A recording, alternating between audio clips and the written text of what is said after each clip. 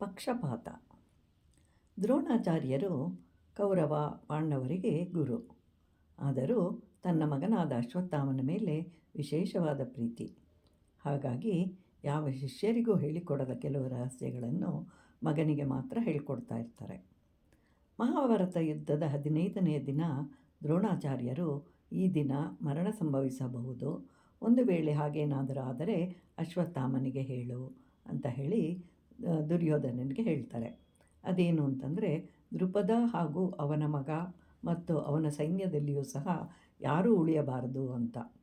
ಗುರುವಾದವನು ಬೇರೆಯವರಿಗೆ ಮಾರ್ಗದರ್ಶನವಾಗಿರಬೇಕು. ಆದರೆ 2 ಹಸುಗಳನ್ನು ಕೇಳಲು ಸ್ನೇಹಿತನಾದ ದೃಪದನ ರಾಜ್ಯಕ್ಕೆ ಹೋಗ್ತಾನೆ. ಆದರೆ ಕಾರಣಾಂತರದಿಂದ ದೃಪದನು ದ್ರೋಣಾಚಾರ್ಯರಿಗೆ ಹಸುಗಳನ್ನು ಕೊಡಲಿಲ್ಲ. ಆ ವಿಷಯವನ್ನು ಅಲ್ಲಿಗೆ ಬಿಡಬಹುದಾಗಿತ್ತು, ಆದರೆ ದ್ವೇಷವನ್ನು ಬೆಳೆಸ್ಕೊಳ್ತಾನೆ. ಆದ್ದರಿಂದಲೇ ದ್ರೌಪದಿಯ ವಸ್ತ್ರಾಪಹರಣದ ಸಮಯದಲ್ಲಿ ನೀನು ದೃಪದನ ಮಗಳು ಅಂತ ಹೇಳಿ ಸುಮ್ಮನಾಗ್ತಾನೆ.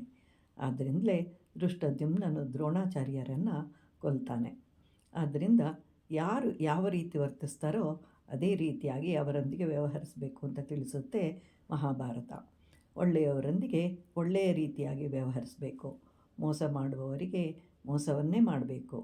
ಆದ್ದರಿಂದ ಮಹಾಭಾರತ ನಮ್ಮ ನಿಜ ಜೀವನ, ರಾಮಾಯಣ ನಮಗೆ ಆದರ್ಶಪ್ರಾಯ, ಭಾಗವತವು ನಾವು ಪಡೆಯಬೇಕಾದಂತಹ ದಿವ್ಯ ಜೀವನ.